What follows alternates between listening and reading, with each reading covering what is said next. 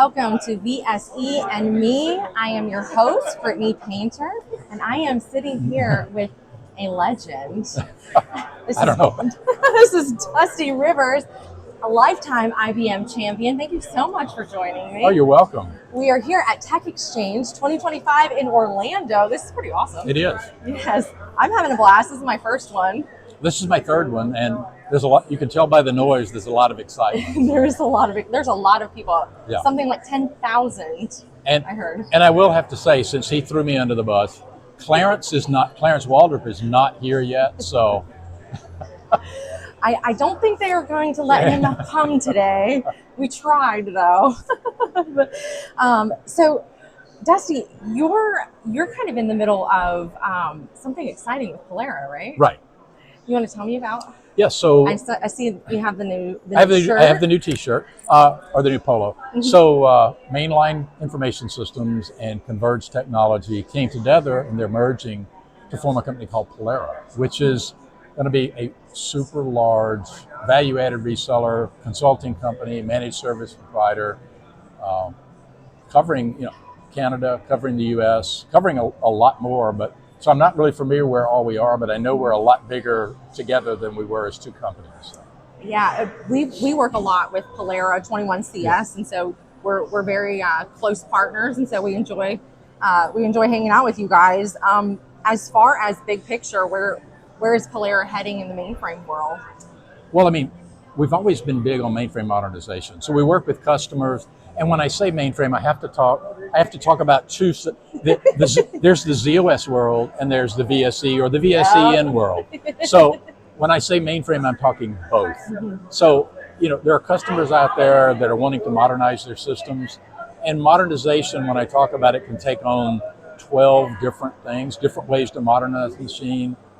Get more for your value. Things, if you're here at TechXchange, you're going to hear a lot about AI, artificial intelligence, the new chip, the new machine, everything. You can run it all on the mainframe system. Yeah. So with all the AI and all the new tech coming out, that's really exciting. What is your favorite part of the new technology that's coming out? I think it is basically, one of the acronyms that IBM uses, do more at the core, is basically instead of looking at 20 different systems to try to do it, you can pull it all back onto the mainframe. Nice. I mean, with the, I don't want to sound like a commercial, but with the AI chips, with the Telum-2 chips, with the Spire Accelerator, everything is going to be in one place. Mm-hmm. So if you're concerned about security, your data stays on the mainframe. And again, your data's there, your processing there, your logic is there, your security is there, and security is very important. And we know that mainframes are the security hub. I mean, that's... Well, and also when you talk about, we talk to companies and they have data on the mainframe and they want to move it to another platform. As soon as you do that, you double your attack plane. Yes. And, and what happens is I make a copy of it, you make a copy of mine, and then somebody makes and all of a sudden we've got 4 copies and nothing is secure. Exactly. You can't control the third-party vendors. Yeah. The off-prem is really a big issue that I've heard. I'm sure you've probably heard a lot in the, how many years are we going on in this industry? I've been working in the industry for 48 years. That's impressive. So in my entire 48-year career has all been on the mainframe. So I've never worked on another system.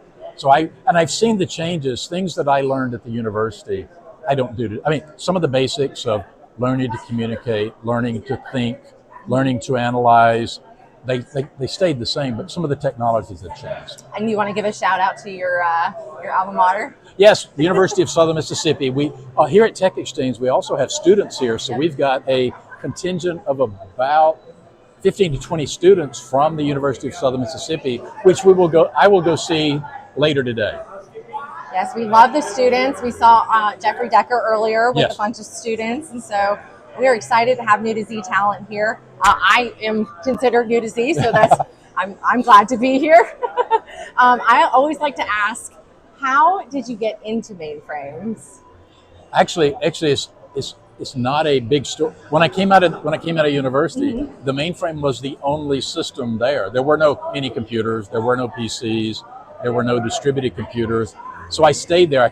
My specialty was database. So when I came out, I was working on a hierarchical system, moved to relational, and then just kind of branched out into distributed computing and then into doing modernization, which is what I've been doing for the last 20 years. So you really have been like from the beginning with Right. with it. Wow. What would you say your favorite part overall from back in the day to now? What would you say your favorite thing has been? I think the thing for me is the platform never gets stale. Yeah. It's constantly evolving. It's constantly morphing into something. And when people say, "Oh, it's old," it's like, no. I said it at a conference. The mainframe is the most modern technology in the world, and people disagree. And I'm like, okay, it's got AI, it's got security, it's got storage, it's got power. What else are you looking for? And I heard the stories of was it 90s where everybody said the mainframe was dying. Right. And since I've been in this industry, I haven't seen any of that. All I've seen is it growing. Yeah, my favorite story is I went to a customer and they said, we're modernizing, we're moving off the mainframe. And I said, how is that going for you? And they said, we are 10 years into our 2-year plan to move off. Yeah. And even with the introduction of all the cloud services, mainframes are still not obsolete. They're still being relied upon very heavily and integrated, which is fabulous. And Pellera is a very integral part of that, right? Yeah, we're actually, we're getting bigger because we took 2 companies and made them into one. So we're going to be able to offer more than we have before. We're going to be able to talk to more people, and we have more experts in all areas than pretty much anybody else does. So if someone comes to us and says, we talk about solutions. So if we talk to a customer, we don't say, what product can we sell you? We're going to ask, what problems are you having? And then we have enough vendor partners like yourself that we can say, oh, well, if we have best practice areas, how do you want to solve this problem? And we can step back and say, okay, here's your list of the best ways to do this. And we have stories. It's like the story I told you is we have stories of where we can say, you're not, Mr. Customer, you're not the first one to do this. So, no one wants to be first. They're always afraid. So. I have found that there are, whether it's not, perfect fit, there are use cases to kind of go along with just about everything, which is very comforting. On the sales side, it's comforting, and I'm sure it's got to be comforting on the customer side. For folks coming in that are new, and this is, TechXchange is a lot. It's overwhelming, especially if you're very new. What would you say your piece of advice that you would send them off with? So what I always do is whether if it's Share or TechXchange, is talk to people. Everyone is approachable. At TechXchange, there's a group of people called champions. We all have blue jackets on that you can't see. And go up and talk to someone. Everybody is approachable. And one of the things I always say at Share, find somebody you don't know and go introduce yourself to them and ask them who they'd like to meet. And then everyone will take you to meet someone. Hey, today. That's how I met you. I know. Yeah. I saw Virginia, and I said, "Hey, I'm trying to meet Brittney," and she called you on the phone. So. Yeah, actually, that is exactly how we met, which is wonderful. And everybody has been great as far as networking and being accommodating. Right. So it's really been awesome.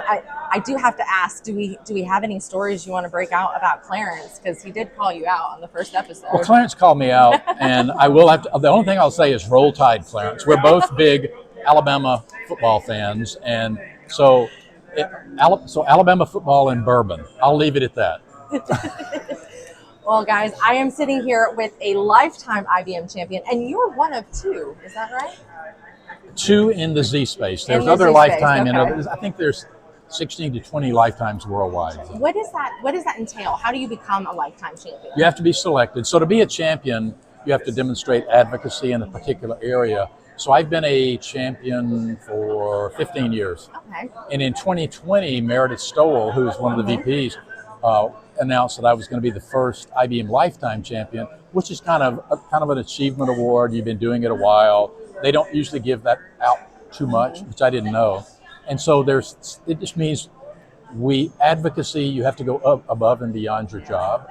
So, it meant a lot. I mean, first person I went and talked to was my wife, because I'm like, I can't believe they did this, but it allows me to be more advocacy, to do more things than I was doing before. And you brought your wife with you today. I did. Yeah, or this week I should Yes. say. That's wonderful.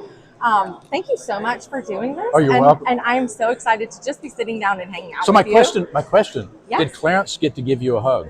Yes, of course. Okay, I was just making sure. I was going to say, Clarence, I've got you on that. We're huggers here. So, well, thank you so much. This is VSEnMe, the podcast brought to you by 21CS. Again, we are at Tech Exchange Orlando 2025. So, thanks, guys.